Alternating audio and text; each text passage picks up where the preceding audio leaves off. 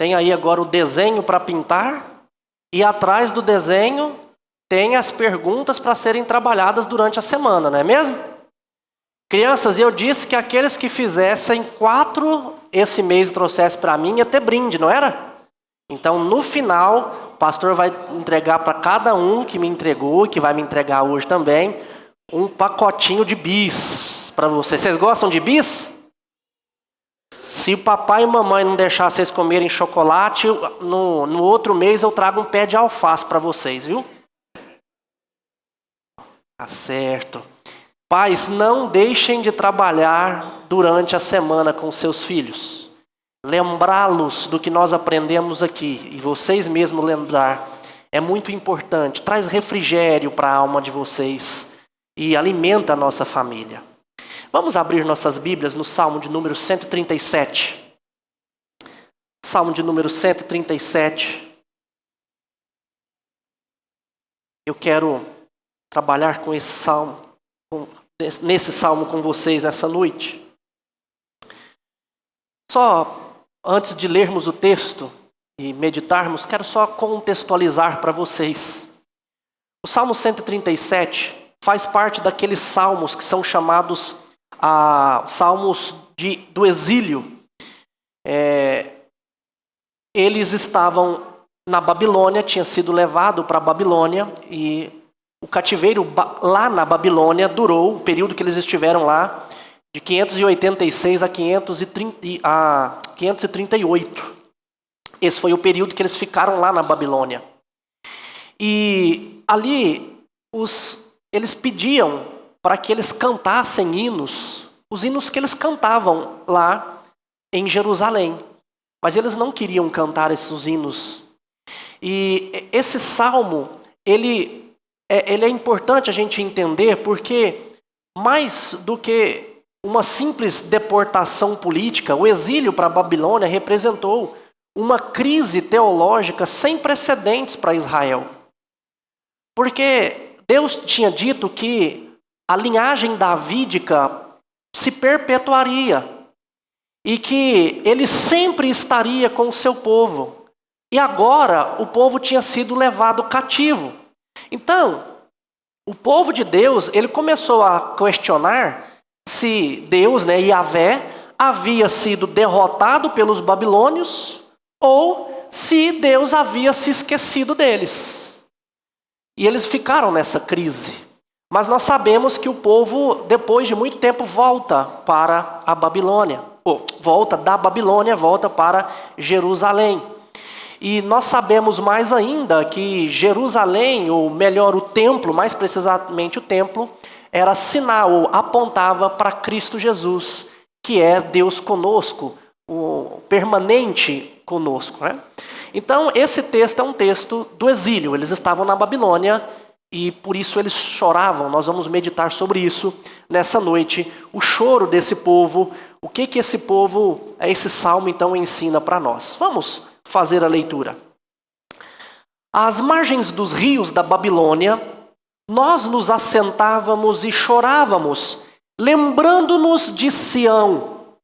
Nos salgueiros que lá haviam, pendurávamos nossas harpas, pois aqueles que nos levaram cativos nos pediam canções, e os nossos opressores que fôssemos alegres, dizendo: entoai-nos algum dos cânticos de Sião. Como poderemos, porém, haveríamos de entoar o cântico do Senhor em terra estranha?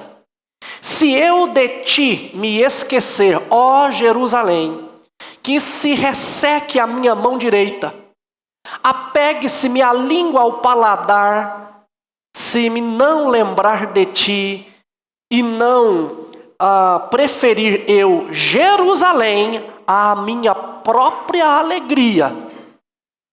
Contra os filhos de Edom, lembra-te, Senhor, do dia de Jerusalém, pois diziam: arrasai-a, arrasai-a, até aos fundamentos. Filha da Babilônia, que hás de ser destruída, feliz aquele que te der o pago do mal que nos fizeste. Feliz aquele que pegar teus filhos e esmagá-los contra a pedra. Meus irmãos, quando a fé encontra o exílio, lamentação, memórias e esperança. É sobre isso que eu quero falar com vocês nessa noite. Esse texto aqui, essa imagem, não é apenas uma situação hipotética para nós. Infelizmente, essa imagem de um exílio, de guerra, de devastação, é algo presente. Pensa, por exemplo, nos refugiados sírios, ou cristãos perseguidos no Oriente Médio. Pensa aqui mais perto de nós, os venezuelanos que vêm aqui para o Brasil, que em Goiânia tem muitos deles também, exilados por conta de problemas no seu povo. Mais recentemente, os ucranianos com a guerra que está acontecendo lá. Imagine se você, de repente, tivesse que deixar tudo para trás e ser exilado. Tudo aquilo que você sonhou, tudo aquilo que você mais ama, você perder tudo. Agora, trazendo para mais perto da nossa realidade, quantos de nós já não experimentamos, ou experimentaram, alguns de vocês, de alguma forma, o exílio da nossa alma? A dor aguda de um relacionamento que se desfaz, deixando um vazio dentro de nós. O luto pela perda de um ente querido, que também nos devasta. A crise econômica que nos força a mudar, a perder o emprego e tantas coisas assim. A doença que muitas vezes nos confina, nos tira a liberdade e nos faz questionar os planos de Deus. Quantos de nós não temos sofrimentos desse tipo? E sentimos a nossa alma como se ela estivesse de fato exilada, longe da presença de Deus. Este é precisamente o grito da alma que ecoa aqui no Salmo 137. Uma alma que estava sofrida por conta do que a vida havia lhe feito. E hoje, através das lentes desse salmo aqui, que é poderoso, nós descobriremos que mesmo os mais profundos exílios e lamentações, mesmo aí, Deus permanece fiel às suas promessas. E a nossa esperança deve estar sempre ancorada, não nas circunstâncias, mas nele, o Deus que nós servimos. E eu quero, então, nessa noite, mostrar aqui para vocês que Deus permite que nós expressemos a nossa dor mais profunda diante dele. Ele nos permite isso. E nós podemos chegar para ele e chorar. E através desse lamento honesto, nós encontramos o caminho para a esperança verdadeira em Cristo Jesus. Cristo, que é quem nos conduz do exílio espiritual para a verdadeira Sião na presença de Deus. E para isso, eu quero examinar com vocês aqui 3 dimensões fundamentais reveladas nesse salmo. A primeira dimensão tem a ver com a lamentação legítima. A legítima lamentação do salmista, versículo 1 ao versículo 3. Meus irmãos, aqui ele diz, observe no texto, ele diz que às margens dos rios da Babilônia nós nos assentávamos e chorávamos, lembrando-nos de Sião. A única coisa que ele revela para nós é que ele estava ali chorando por algo que havia acontecido e pela situação que eles estavam agora. É interessante, João Calvino, no comentário que ele faz desse salmo, ele diz que Deus não condena as lágrimas de seus filhos quando elas brotam de corações quebrantados pela injustiça e pela perda. O choro na presença de Deus, em muitas ocasiões, vai ser tudo aquilo que nós podemos e devemos fazer naquele momento. E grave o que eu vou te dizer, meus irmãos. Melhor é chorar na presença de Deus do que sorrir na ausência dele. Melhor é chorar na presença de Deus do que sorrir na ausência dele. Antes do exílio, o povo comia, bebia, dançava, se alegrava. Eles estavam lá em Jerusalém. Eles até iam para o templo. Mas Oséias, no capítulo 5, versículo 6, ele diz o seguinte: estes irão com os seus rebanhos e o seu gado à procura do Senhor, porém não o acharão, ele se retirou deles. Por causa do pecado do povo, por causa que o povo não queria saber de Deus, porque o povo não aproveitava a presença de Deus como deveria, Deus foi deixando eles, e eles estavam sorrindo e se alegrando, mas mal perceberam a ausência de Deus na vida deles. Meus irmãos, e aqui as harpas penduradas ali, essas harpas silenciosas, falam mais alto do que qualquer música. Elas testemunham de uma alegria que foi embora e de uma fé que lutava para sobreviver, agora longe da terra que o Senhor tinha prometido dar a eles, mas que eles recusaram. Meus irmãos, quantas vezes nós estamos sorrindo, quantas vezes nós estamos bem, mas estamos distante do Senhor. Não vale a pena. E quantas vezes nós temos a oportunidade de usufruir de bênçãos de Deus, como a comunhão um dos outros, o congregar, estar juntos, ler a palavra de Deus, priorizar o casamento, priorizar os filhos, priorizar coisas que são importantes. Quantas vezes nós deixamos isso de lado? E o povo de Deus havia deixado a presença de Deus de lado, mas agora eles estavam chorando e lamentando. Meus irmãos, há momentos em que a fé mais honesta é aquela que se senta e chora. Se nós estivermos com a nossa alma exilada da presença de Deus, por qualquer razão, o que nós mais precisamos fazer é sentar e chorar, lamentar, e dizer: Senhor, me perdoa, me restaura. É isso que nós precisamos fazer o tempo todo. No mundo, nós vamos passar por dificuldades, nós vamos enfrentar problemas, mas é certo que a gente pode sempre também chorar aos pés do Senhor, porque Ele ouve as nossas orações. Durante a Segunda Guerra Mundial, teve um teólogo alemão, um pastor, eu ia falar pastor alemão, né, mas vocês iam entender diferente, né? Ele era um pastor e era alemão, chamado Dietrich Bonhoeffer. Tem até um filme recente que foi lançado dele, um filme bom para vocês assistirem. Bonhoeffer, ele foi preso no regime nazista pela sua resistência ao regime. E ele escreveu na sua cela o seguinte: Deus não nos livra de toda situação difícil, mas nos livra em toda situação difícil. Meu irmão, não importa o que você passe, em meio a essa situação, o Senhor é contigo e Ele te ajuda em qualquer momento da sua vida. Que memórias, que dores, que exílios têm moldado a sua vida espiritual hoje? Você pode olhar para a sua vida e pelo que você chora, pelo que você clama? Por pecados que você cometeu e te colocaram em uma situação difícil agora?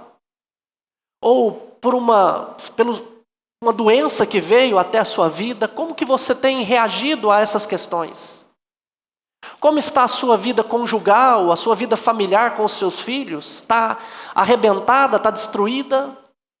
Como está a sua vida financeira? Você está devendo? Enfim, não importa quais são os problemas que você tem enfrentado. Você tem permitido que essas pressões da vida, ou mesmo a cultura que nós vivemos hoje, uma cultura cristã de uma alegria forçada, se você está na presença de Deus, então é uma constante alegria? Eu já até ouvi uma frase dizendo assim, uma vez num carro, né, dizendo: eu não estou em crise, eu estou em Cristo, como se uma coisa excluísse a outra. Você tem sido pressionado a isso e tem tentado sair dessas situações sem chorar aos pés do Senhor? Não. Nós precisamos chorar aos pés dele. Não importa a situação que você está enfrentando, permita-se lamentar honestamente. Reconheça que Deus não espera que você negue a dor ou finja não estar sofrendo. Não, chegue nele, chore para ele. Uma coisa que é muito importante, às vezes nós fazermos, é encontrar um lugar para chorar diante de Deus.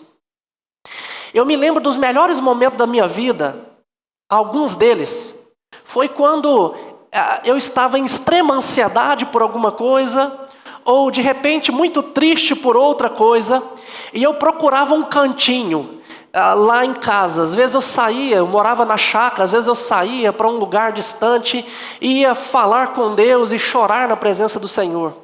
Em outros momentos eu entrava para o meu quarto, colocava uma música bem alta, às vezes minha mãe até batia na porta, e ela desistia de bater, achando que eu não ouvia, mas eu estava ouvindo, mas eu estava chorando com o Senhor sozinho, pedindo perdão pelos meus pecados, pedindo a Ele para me ajudar. Às vezes nós precisamos disso, de procurar a presença do Senhor, chorar e lamentar. O salmista ele faz isso.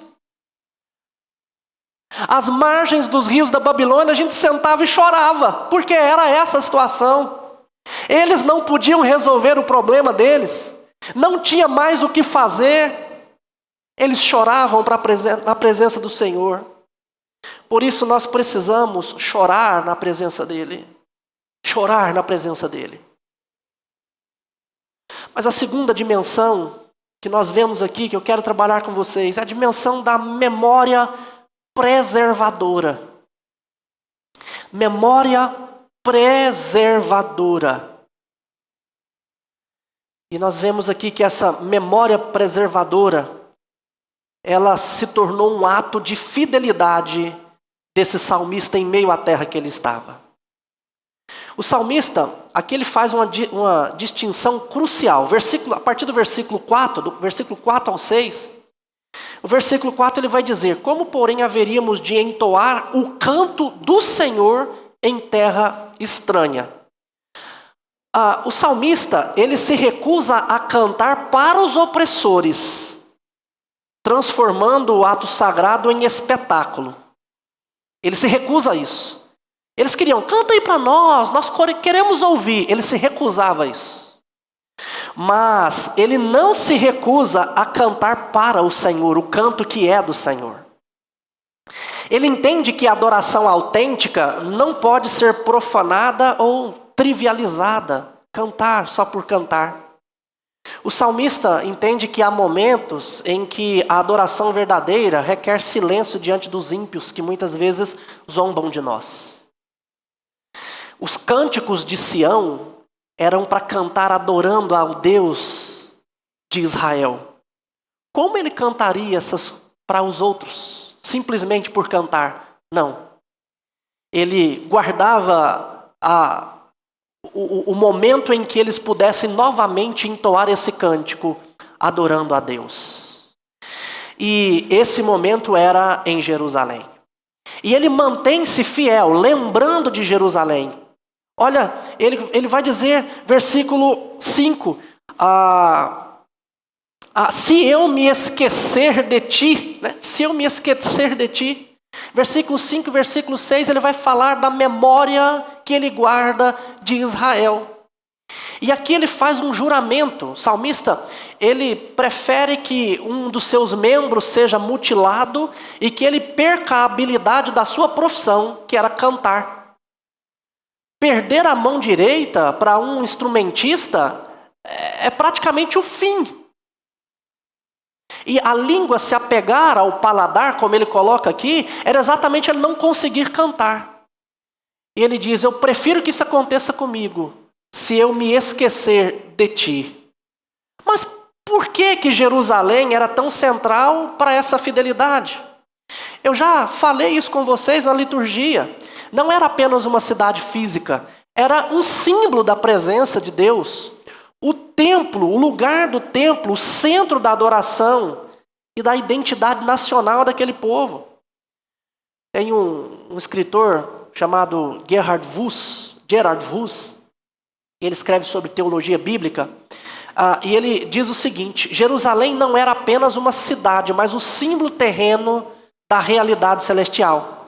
Era o lugar onde o céu tocava a terra, onde Deus habitava entre o seu povo.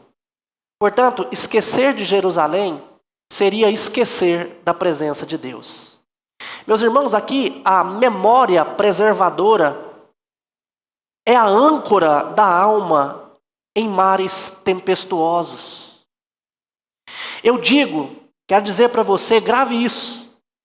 Lembrar-se de Deus constantemente é o único jeito de permanecermos fiéis em uma cultura que o esqueceu. Eu vou repetir. Lembrar-se de Deus constantemente é o único jeito de permanecermos fiéis em meio a uma cultura que o esqueceu. Eu costumo dizer para a igreja, a ideia de Deus é muito abstrata. E nós somos muito de sentidos, de ver, de sentir, de tocar, de ouvir. Se eu não me lembrar de Deus constantemente, se eu não me forçar à presença de Deus, eu vou esquecer Deus e vou assimilar-me ao mundo e vou começar a adorar os deuses desse mundo. Quantos crentes estão adorando o dinheiro? Quantos crentes estão adorando a beleza, a fama, o poder, as coisas que eles veem no Instagram? Quantos estão adorando a isso? Porque não tem se forçado a lembrar de Deus, a lembrar das coisas de Deus. Portanto, nós precisamos fazer isso. O salmista diz, eu jamais vou me esquecer de Jerusalém. O juramento é uma decisão radical de colocar a glória de Deus e a sua promessa acima de qualquer prazer pessoal. Olha só o que ele diz no versículo 6. Apegue-se-me a língua ao paladar, se eu não me lembrar de ti, se não preferir eu Jerusalém a minha maior alegria. Ele não está falando Jerusalém a sua maior alegria. Ele está dizendo que ele vai preferir Jerusalém mais do que as coisas que lhe dão alegria.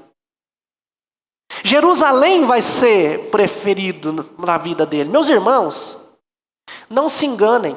Muitos de nós temos deixado Jesus de lado e temos amado mais as coisas deste mundo. Mas nós não podemos fazer isso. Nós precisamos fazer com que Cristo ocupe o maior espaço no meu coração. Nós não podemos jamais deixar de lembrar dele todos os dias. Todos os dias, todos os dias, todos os dias. Em que momentos você é tentado a cantar os cânticos do Senhor apenas para agradar outros ou para evitar conflitos? Já parou para pensar nisso? O povo chega para eles e diz, cante os cânticos de Sião, a gente quer ouvir, a gente quer ver como é que é, canta para nós. Eles dizem por fidelidade, não vou cantar da maneira certa, adorando ao meu Deus. Você já parou para pensar que às vezes você pode estar cantando pela motivação errada? Vocês que vêm aqui à frente tocar e cantar, por que vocês vêm aqui? Alguns podem pensar, se eu não for, não tem ninguém que não faça. Está errado. Não cante assim. Eu tenho que ir, né? Porque alguém tem que fazer, está errado. Não, eu vou porque eu faço bem, está errado. Por que você vem aqui cantar? Por que você abre a sua boca para cantar? Os cânticos de Sião, os cânticos do nosso Deus. O salmista se recusa a fazer isso, porque ele entendia que cantar ao Senhor também é algo sagrado. Infelizmente, nós temos um mercado gospel de músicas que muitas vezes são até antibíblicas, mas são tidas como cristãs. Meu irmão, você não tem noção da importância que é cantar ao Senhor. Valorize os momentos em que você está aqui. Valorize isso. Para cantar ao Senhor. Cante com toda a sua força por amor a Ele. Outra coisa que é importante a gente pensar também, em que áreas da sua vida você tem sido tentado a se esquecer da Jerusalém espiritual, do templo que é Cristo Jesus?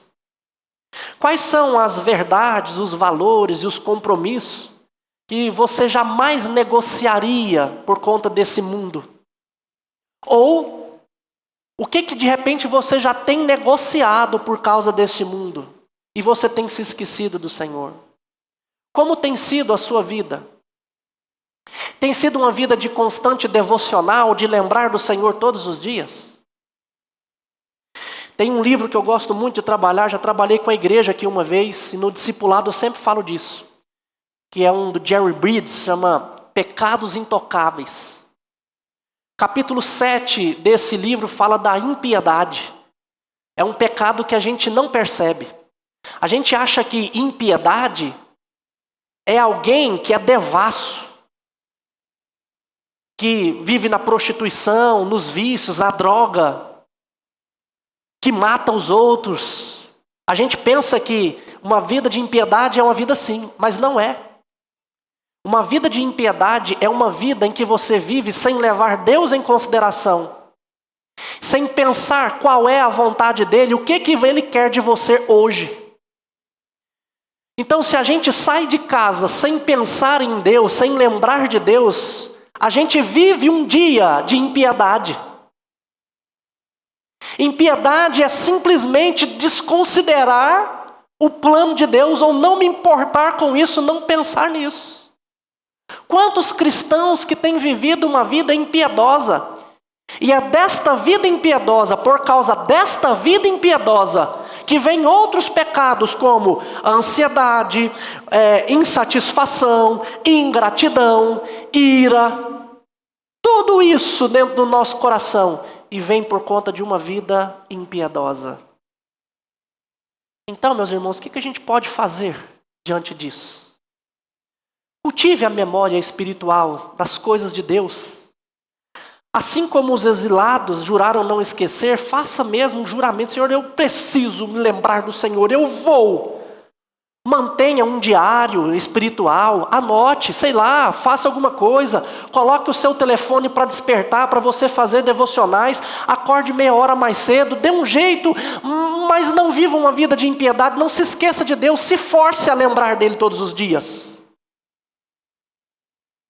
Releia regularmente as promessas bíblicas. Pastor, eu tenho muita dificuldade ainda em ler a Bíblia inteira, mas então leia Provérbios. É impossível não empreender Provérbios. Leia, releia, mas não arrume desculpe para a sua vida, dizendo, eu não consigo entender, não tem tempo. Nós precisamos lembrar e relembrar do Senhor constantemente. Mas a terceira e última dimensão é a dimensão da esperança na justiça divina. Versículo 7 até o versículo de número 9. O salmista senta, chora. O salmista se recusa a cantar e lembra de Jerusalém, não se esquece de Jerusalém. E agora ele pede a Deus para fazer justiça. Ele vai dizer contra os filhos de Edom, lembra-te, Senhor, do dia de Jerusalém, pois dizia arrasaia, arrasaia. E aqui tem umas frases violentas, né? Filha da Babilônia, que hás de ser destruída, feliz aquele que te der pago do mal que fizeste. Feliz aquele que pegar teus filhos e esmagá-los contra a pedra. Terrível isso daqui, né? Mas é importante a gente entender isso. Em primeiro lugar, dentro desse ponto aqui, essas dimensões da esperança na justiça divina, a primeira coisa que eu preciso entender aqui, primeiramente, é que esse é um salmo imprecatório. Salmo imprecatório, lendo primeiramente, parece que o cara está com uma vingança, né? Ele quer matar. Mas não é assim que nós devemos ler o salmo. Porque o salmo imprecatório é um salmo em que o salmista pede que Deus faça a justiça. Não é um salmista tomando vingança em suas próprias mãos, nem é um incentivo à violência pessoal. É um apelo fervoroso para que Deus faça justiça. Deus está entregando, o salmista está entregando nas mãos de Deus, para que ele faça justiça. Segunda coisa que é importante aqui, é que aqui tem aquela linguagem do que muitos falam, né, a lei de Talião, ou o que nós encontramos, né, exatamente o que nós encontramos em Êxodo 21, 24, olho por olho, dente por dente. O salmista está dizendo, olha, que seja feito a Babilônia o que ela fez com Jerusalém. A Babilônia esmagou os seus filhos, os filhos de Jerusalém. E o salmista pede o mesmo, olho por olho, dente por dente. Agora, isso se aplica num âmbito divino. É diferente de você dizer assim, olha, você fez isso comigo, então eu também vou fazer com você, olho por olho, dente por dente. Até mesmo esse texto lá de Êxodo, ele é entendido numa perspectiva errada. Porque geralmente as pessoas pegam isso olho por olho, dente por dente, como se fosse uma questão de vingança. Mas na verdade, aquilo veio para balizar ou para dar equilíbrio nas punições. Porque se alguém pisasse no meu pé, eu me sentia no direito de matar outra pessoa. Então Deus vem estabelecer um limite, um equilíbrio. E ele diz, não, se ele pisou no seu pé, você pisa no pé dele, mas você não vai tirar a vida dele. Se ele te causou um prejuízo, então agora, se você causou um prejuízo, então agora ele pode te causar esse mesmo prejuízo, mas ele não pode tirar a sua vida. Então não é uma questão de vingança, e ele coloca no âmbito divino aqui. E em terceira coisa que é importante nós entendermos aqui também, é que nós devemos ler esses versículos à luz de toda a revelação bíblica, não só no Antigo Testamento.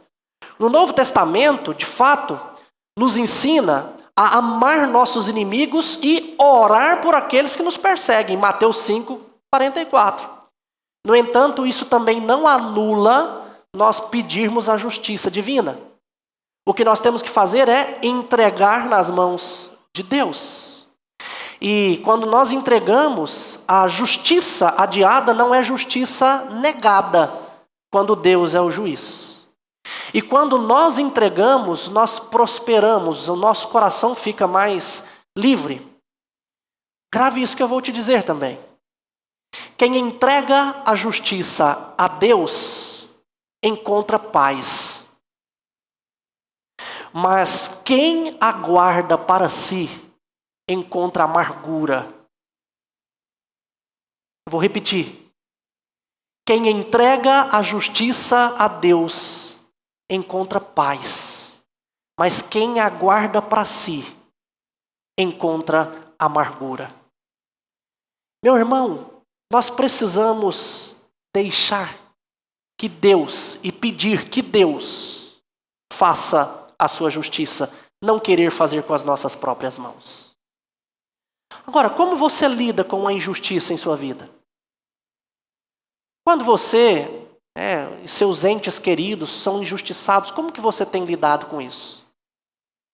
Como tem sido a ira, a raiva no seu coração por estas coisas? Quando nós olhamos para a injustiça que é feita no nosso meio, como nós lidamos com tudo isso? A injustiça social, como nós lidamos com tudo isso? Como você tem lidado com isso? Quando você é perseguido no trabalho, você, criança, quando um coleguinha zomba de você, faz mal para você, você, adolescente, jovem, como que você tem lidado com todas essas questões? Nós precisamos aprender a entregar a vingança a Deus, mas não abandonar o clamor pela justiça. Não faça mal com ninguém. Não planeje o mal de ninguém. Entregue a Deus e peça para que Deus faça justiça. Senhor, o Senhor está vendo o que está acontecendo, então o Senhor faça justiça. Quando nós enfrentarmos a injustiça, resista à tentação da vingança pessoal. Leve a sua dor e indignação a Deus. Às vezes tem um colega de trabalho te causando mal lá. Seja prudente com relação a isso. Mas não, se você tiver a oportunidade de empurrá-lo para ele cair ladeira abaixo, não faça isso. Se ele precisar de você, estenda a mão. Mas não deixe de dizer: Deus, faça justiça.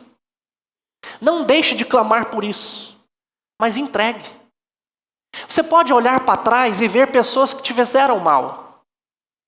Às vezes você teve um pai terrível, ou uma mãe ou um pai que te abandonou. Você pode olhar para trás e ver pessoas que te fizeram tanto mal. O que você pode fazer diante disso? Não entre em depressão por isso não, meu querido. Quando você entrega a justiça a Deus, você encontra paz. Entrega.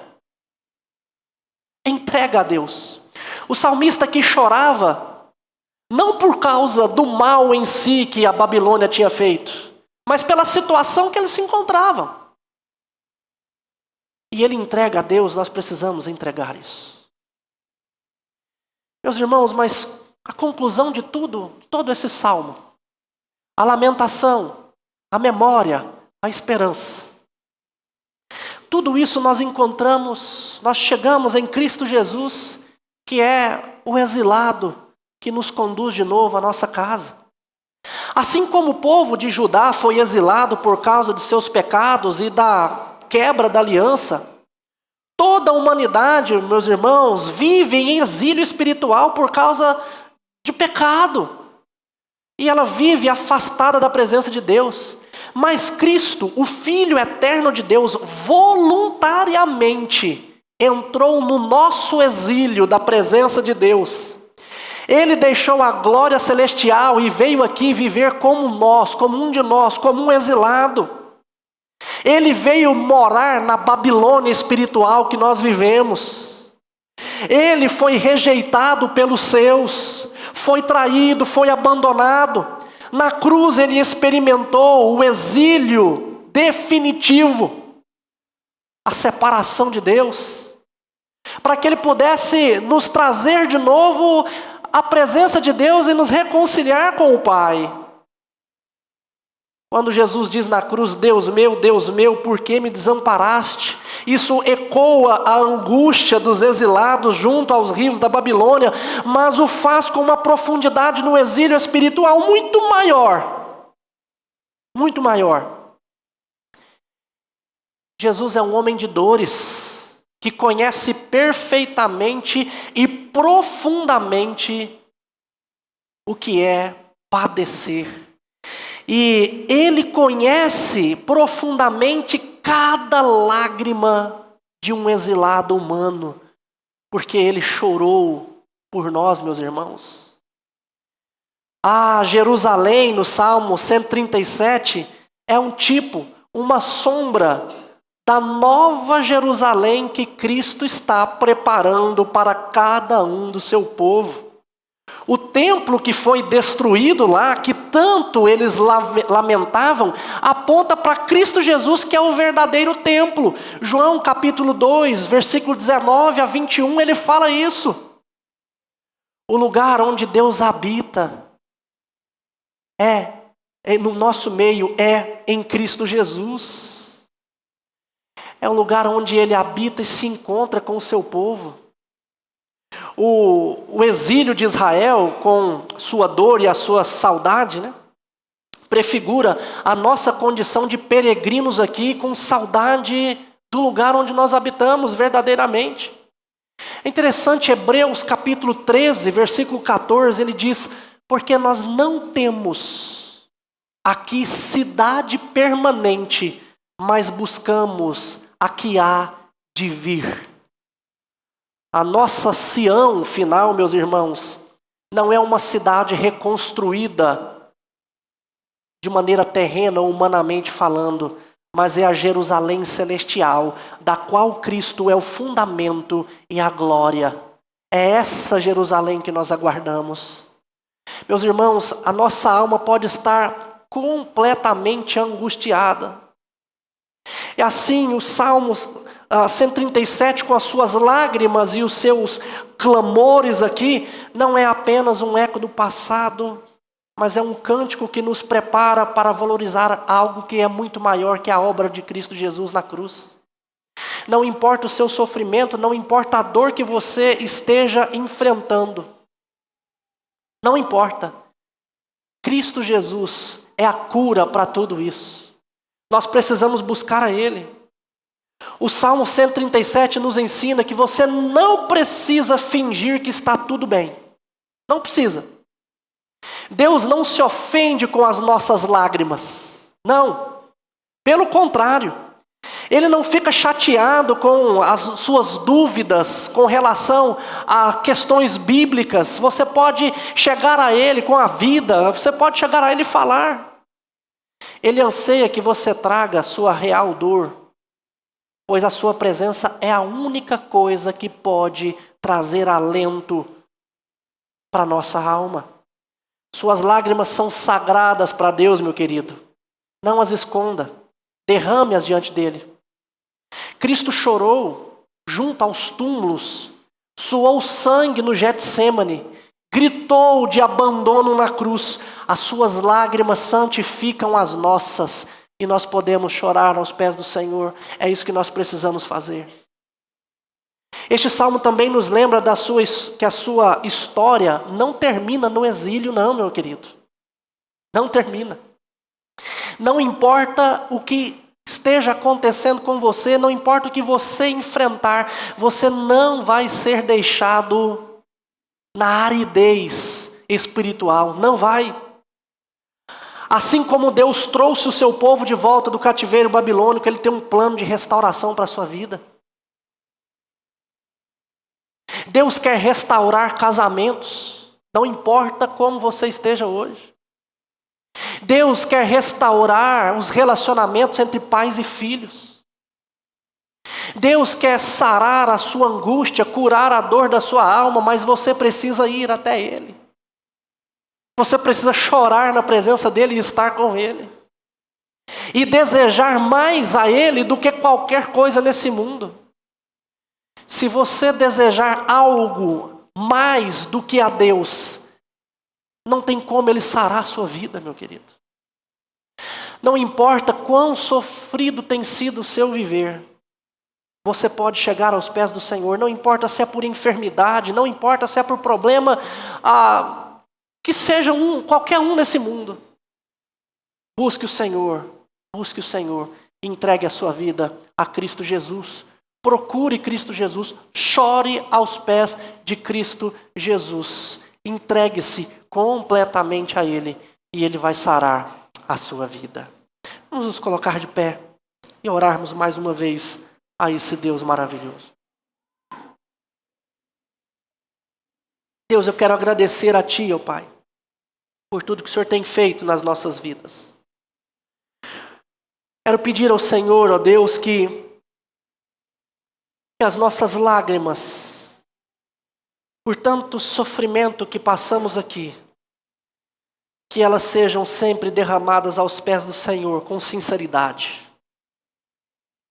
Não importa se é por conta de pecados nossos, ou por conta do pecado original mesmo.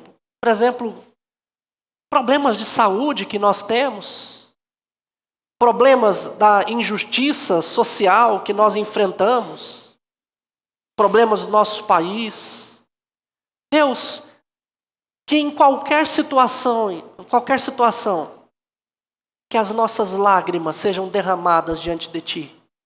Que a gente possa lavar a nossa alma chorando aos pés da cruz, para que de verdade o Senhor venha sarar a nossa vida. Senhor, que a memória de Cristo Jesus esteja conosco todos os momentos da nossa vida. Ao levantar, ao caminhar durante o dia, ao ir trabalhar, ao voltar para casa. Que Cristo Jesus esteja presente no meu viver o tempo inteiro, constantemente. Para que assim, ó Deus, o nosso desejo por Ele seja maior do que o desejo por qualquer coisa nesse mundo. Pai, muitos crentes não conseguem entender que eles sofrem de angústias. Não é porque o Senhor não sara eles, o Senhor não pode sará-los. Mas é porque muitas vezes eles desejam coisas deste mundo muito mais do que a ti. Pessoas que desejam uma vida financeira boa e porque não têm, se angustiam, porque o maior desejo deles é uma vida financeira boa. Pessoas que enfrentam problemas de saúde e eles não conseguem viver bem porque eles desejam a saúde muito mais do que a ti. Deus, que o maior desejo do nosso coração seja o Senhor Jesus. E sendo assim, ó Deus, a cura da nossa alma vai começar, porque Ele é o médico dos médicos, é o Senhor dos senhores. Não há lugar melhor para se estar do que na presença dEle, não há nada neste mundo que Ele não cure. Pai, que a gente possa entregar toda justiça ao Senhor. Como nós aprendemos na Escritura, a nossa ira, a ira do homem não produz a justiça do Senhor. Então nós precisamos deixar que o Senhor faça justiça. Que todos os nossos sentimentos passados, que a gente possa trazer agora aos pés da cruz, depositar ali e dizer, faça justiça. Porque é na cruz que a justiça e a misericórdia se encontram. Se eu choro aos pés da cruz, eu encontro misericórdia, e aqueles que rejeitam a cruz encontrarão a justiça divina aplicada sobre eles. Que seja o Senhor que aplique, não eu. Para que eu possa descansar e sarar o meu coração de tanta amargura e tanta angústia que muitas vezes enfrentamos por conta de injustiças cometidas contra nós. E assim a gente possa sair daqui sarados. E agora, irmãos, que a graça do nosso Senhor e Salvador Jesus Cristo, que o amor de Deus o Pai e que a comunhão do Espírito Santo repouse sobre vós hoje e para todos sempre. Amém. Amém. A igreja pode se assentar.